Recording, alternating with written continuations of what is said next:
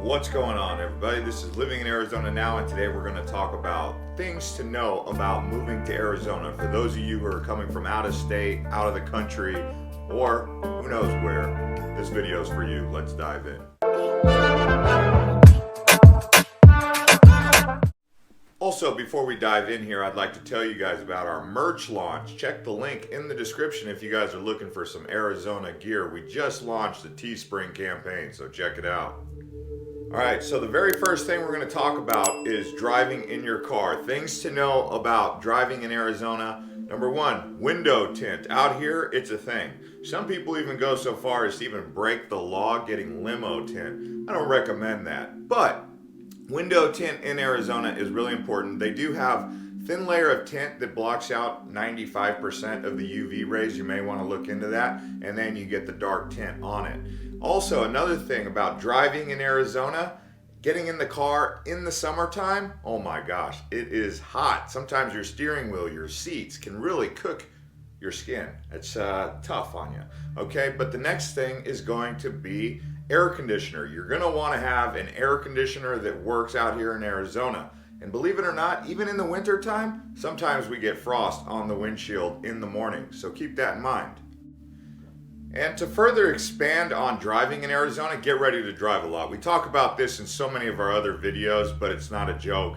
Arizona, Phoenix, all of the whole state, very spread out, lots of land in between. There is a lot of great wide open spaces, in particular from Phoenix in between Payson, Flagstaff. You'll go in there and you'll see you're the only person out there in some of those areas. Lots of wide open land. And because of that, there's lots of driving to get from one place to another.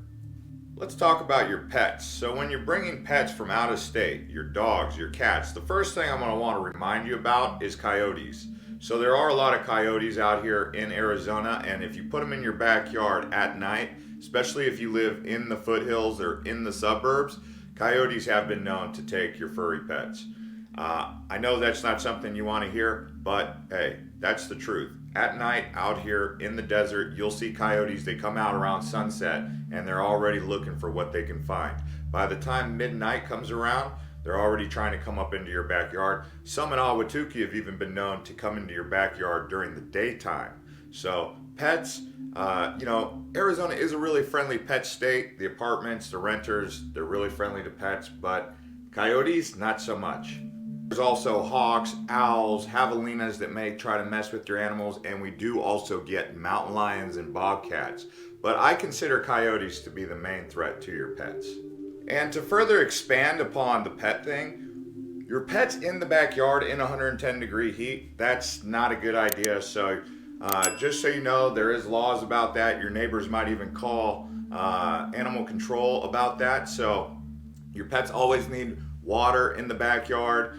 Maybe a mister system, shade, but they shouldn't be outside in your backyard for any more than a couple hours in the extreme heat of the summer. That's June, July, August. Also, pets in your car, you can't really do that in that heat. So don't be expecting to just leave your pets in the car for 5 minutes during June, July, August, because people get pretty upset about that, and it's also not really good for your pets or your kids, which we'll talk about next. And to further expand on the subject of kids in Arizona, there are some school districts that have better education systems than others.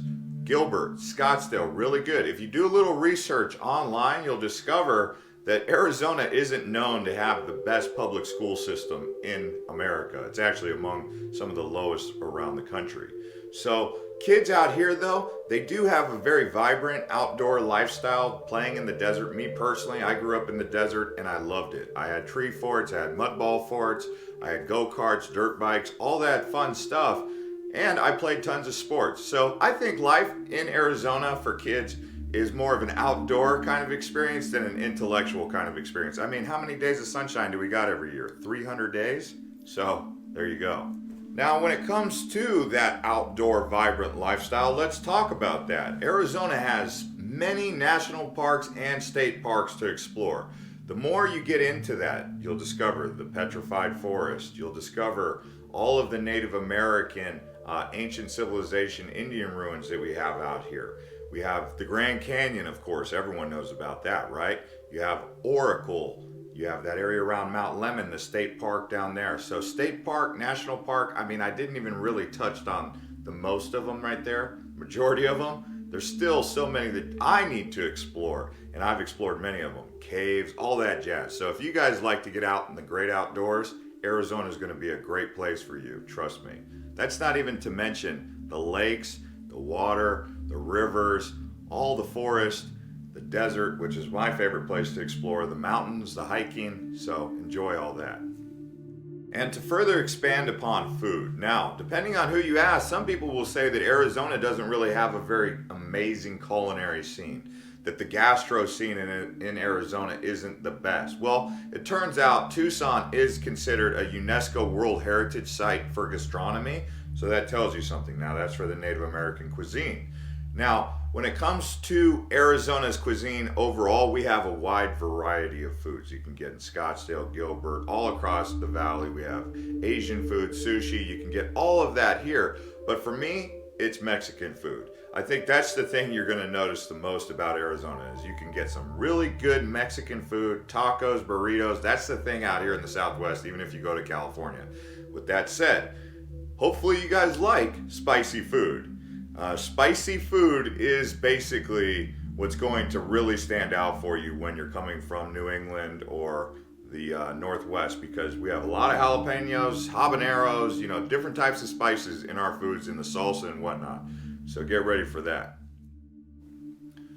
Now, another thing that's really kind of an issue for me, especially right now, is the dry weather. We're in winter and I'm getting dehydrated here in the winter. There's just not a lot of humidity. The benefit of the summertime is you get the monsoon, so it does add a little bit of humidity and moisture to the air. But right now we've had a really cold, dry winter. When I say cold, I mean, 40 degrees at night and 72 degrees in the daytime, but completely dry, causing me chapped lips. And I'm even getting headaches if I don't drink enough water. So dehydration can be a thing. Dry skin, dry lips, dry eyes, all that stuff, kind of an issue here. And then if you're really sensitive to the sun, you'll get a lot of sunshine in the summer, so lots of sunscreen because the sun is pretty bright out here. When you go to the lake and you're light skin complected, or anyone really, you should probably consider wearing sunscreen. And to further expand upon environmental health conditions, dust,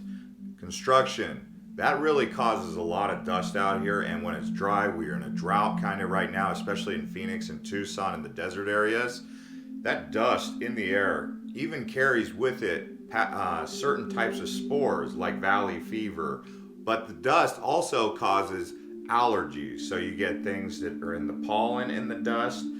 So those kind of things become an issue out here in the valley and some of the desert low-lying areas. So be on the lookout. If you start getting allergies, there may be something in the air, some spore or something causing you to have an allergic reaction.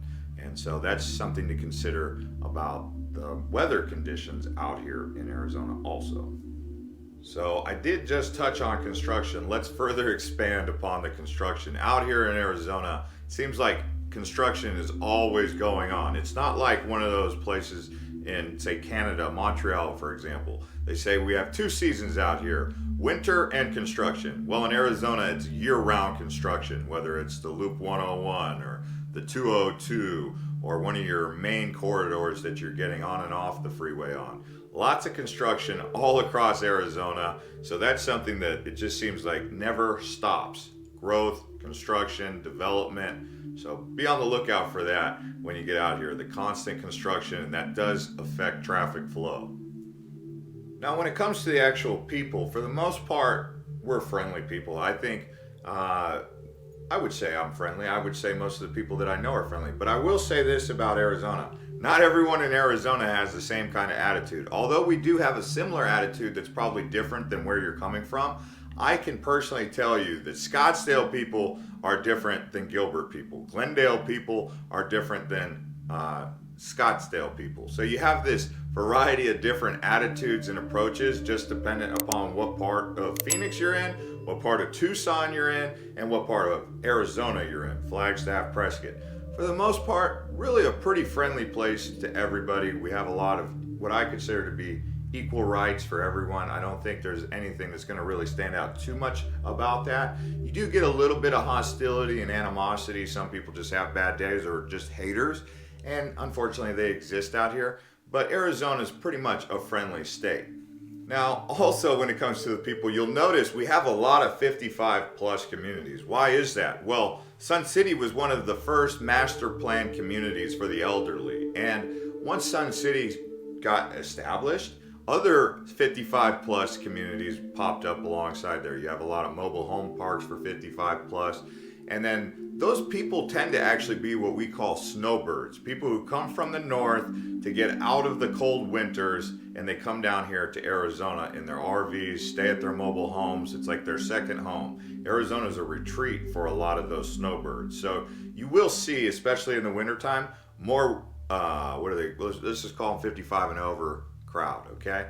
So just, we do have a lot of young people here. We have Arizona State, Arizona University, Northern Arizona University.